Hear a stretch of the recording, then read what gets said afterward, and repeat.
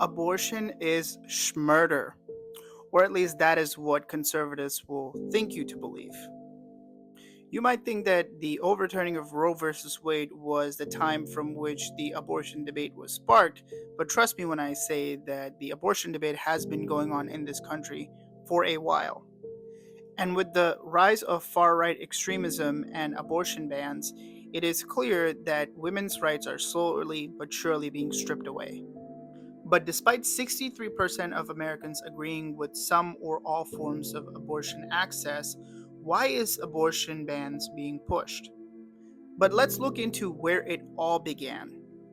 Good evening. In a landmark ruling, the Supreme Court today legalized abortions. The majority in cases from Texas and Georgia said that the decision to end a pregnancy during the first 3 months belongs to the woman and her doctor, not the government. Now, prior to the ruling of 1973 Roe v. Wade Act, abortion was illegal in the United States. The state of Connecticut in 1821 was the first state to regulate abortion and put a cap on when women could have an abortion. The state basically said that once the quickening happened, abortion was deemed to be illegal. Now, you may ask yourself this question: what exactly is this so-called quickening?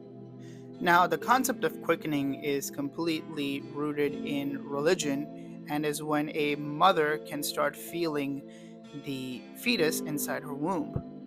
Why is this important? It's important because Christians believe that this was the point in which the soul would enter into the body of a child. It was unscientific, and at the crux of every pro-life argument, that is what lies: religious fundamentalism and nothing else. A lot of people might argue that they are making secular arguments for the pro-life stance, but again, when pressed on the issue of what gives a human life its innate value, it will always come down to the answer of because it's a human. We have to thank Norma McCorvey and Henry Wade for giving us the Roe versus Wade Act that gave women the right to abortion. Norma McCorvey went by the legal pseudonym as Jane Roe. That's why the case was named as Roe versus Wade.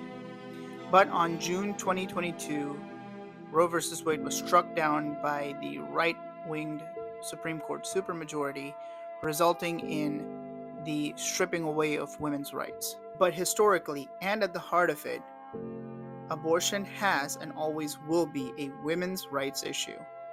I highly recommend all the women to go out and vote for their right during this election cycle. But what do you guys think about this? Should women have the right to choose? Thank you for watching, and leave a comment down below.